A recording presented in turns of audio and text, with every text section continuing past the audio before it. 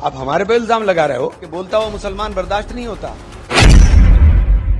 मुसलमान सिर्फ दरी नहीं बिछाएगा, हमारे मसलों के ऊपर बोलना पड़ेगा। अगर हमारा वोट चाहिए तो बोलना भी पड़ेगा, ये खामोशी से काम नहीं चलेगा। 2009 में कल्याण सिंह और साक्षी महाराज को किसने ज्वाइन कराया?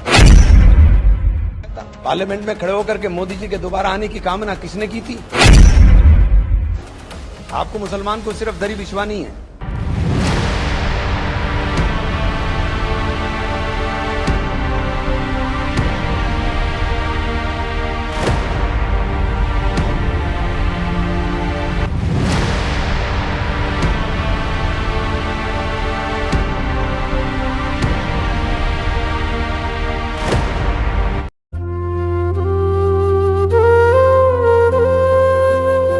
जो भी बात मैंने की, मुझे नहीं समझ में आता कि क्या इससे क्या दिक्कत है। मैंने कांग्रेस के उत्थान की बात की। मैं कांग्रेस का सिपाही हूं, राहुल गांधी का सिपाही हूं, मैं प्रियंका गांधी का सिपाही हूं। मैंने पार्टी के उत्थान की बात की, उससे इतनी परेशानी क्या है? और भाजपा के स्लीपर सेल कौन है, ये तो फैसला लोग खुद बता देंगे कौन हो सकता है भाजपा का। हमारे लिए तो भाजपा का कभी रास्ता खुल नहीं सकता। भाजपा का रास्ता आपके लिए तो खुल भी सकता है। वक्फ का मामला अभी सब ताजा मामला, सबसे बड़ा मामला वक्फ का है। वक्फ अमेंडमेंट बिल पार्लियामेंट के अंदर पास हुआ, उसमें आपका स्टैंड कैसा रहा ये आप खुद बता सकते हो। पूरे देश ने देखा कि वक्फ के ऊपर किस तरह का भाषण आपका था, कौन ठिठोली कर रहा था। एक भी अमेंडमेंट आपकी तरफ से नहीं किया। मुसलमान के तमाम तर इश्यूज के ऊपर आपकी खामोशी। बहराइच के ऊपर सीधा हमला किया जा रहा है। सालार मसूद गाजी की पूरे मान्यता है, उनकी दरगाह को सीधा टारगेट किया जा रहा है। आपका स्टैंड क्लियर नहीं है। नेजा मेला संभल में रोका गया, आपका स्टैंड क्लियर नहीं है। हम सिर्फ ये बात करना है कि अब्दुल सिर्फ दरी नहीं बिछाएगा। मैंने इतना ही तो कहा, अब्दुल सिर्फ दरी नहीं बिछाएगा।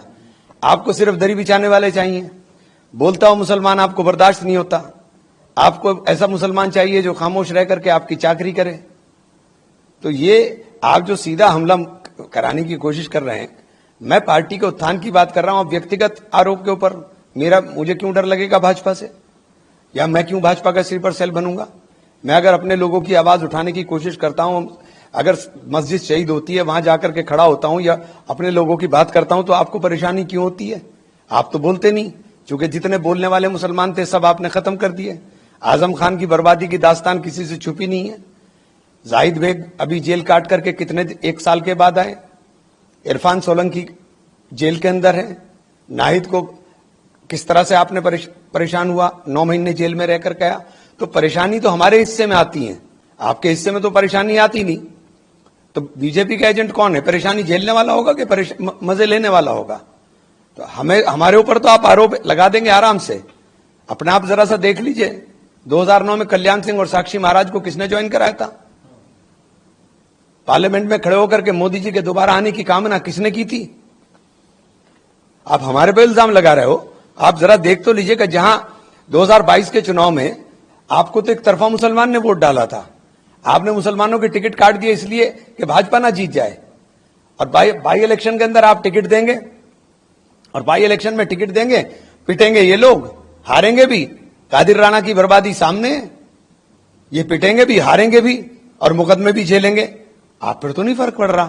फर्क तो अब्दुल पर पड़ रहा है, फर्क हम पर पड़ रहा है। बोलता हुआ मुसलमान बर्दाश्त नहीं होता है। आपको खामोश लोग चाहिए जो आपकी चाकरी करने का काम करें। इसलिए ये सब चीजें, और मुझे नहीं समझ में आया कि उन्होंने इस तरह की बात क्यों की। मैं तो मतलब खुद हैरान हूं कि इस तरह की बात आप किस तरह से कर सकते हो। ये सारे सवाल लोगों के सामने, लोगों के जहन में है। 2013 के दंगे भी लोग भूलते कुछ नहीं है, सब याद है। क्यों दंगे के सारे मुलजिम बरी हो गए? पुलिस ने क्यों लिखा पढ़ी मजबूत नहीं की? क्यों अखलाक खान के कातिल बरी हो गए?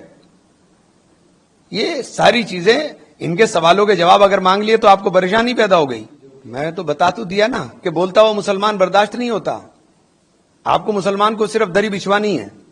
मुसलमान सिर्फ दरी नहीं बिछाएगा, हमारे मसलों के ऊपर बोलना पड़ेगा। अगर हमारा वोट चाहिए तो बोलना भी पड़ेगा, ये खामोशी से काम नहीं चलेगा। क्या गठबंधन का गठबंधन पार्टी का फैसला है। मैं पार्टी का सिपाही हूं, पार्टी के सिपाही की तरह काम करूंगा।